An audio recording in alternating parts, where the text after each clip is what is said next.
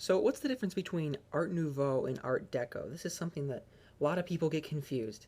Well, they're both what we would call design styles. People normally think of them as architectural styles, and they are, but they're more than that too. It was architecture, clothing, furniture, even jewelry can be categorized as Art Nouveau or Art Deco.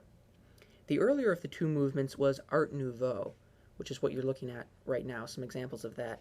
This movement lasted from about the 1880s to right up until World War I, so about the 1910s. So a good idea, and if you've watched any of my other art videos, you know this, the first thing you've always got to ask is, well, what was happening in the world around this time period? And around this time period, it was the Industrial Revolution. Mass production was kind of like the big thing, and the Art Nouveau movement was a reaction or a movement against that. I think a helpful way to think of it is as a bridge between neoclassicism, which we've been looking at a lot of neoclassicist paintings recently, a bridge between that and then modernism. And how do you distinguish what an Art Nouveau piece of art is, whether that's a building or a piece of furniture or anything? I would use these words to characterize something that's Art Nouveau: fluidness, sinuous, lithe, curvy, intricate, decorative, flowery. And by flowery, I mean there was a lot of kind of natural elements incorporated into Art Nouveau pieces, like the patterns that are created by vines or the shape of flowers themselves. Those things are very often manifested in Art Nouveau buildings or other pieces of artwork.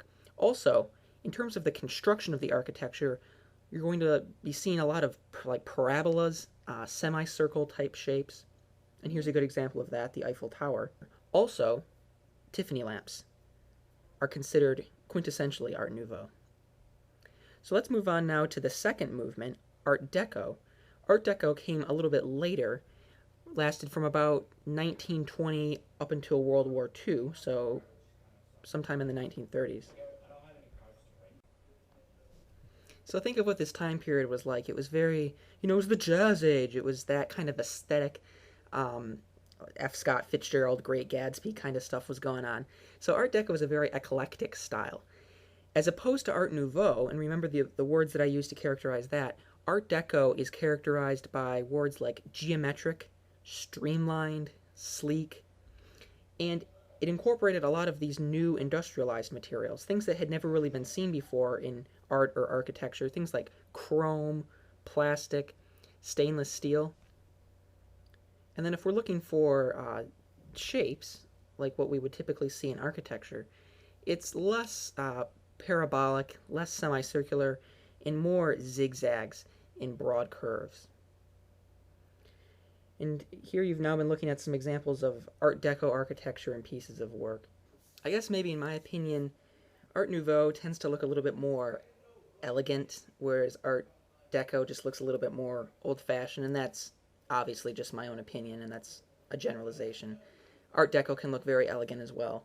But when you kind of think of like these old movie theaters or some of these skyscrapers that were built earlier in the 20th century, those are Art Deco. Whereas when you think of the kind of more elegant European styles of architecture, that's typically more characteristic of Art Nouveau.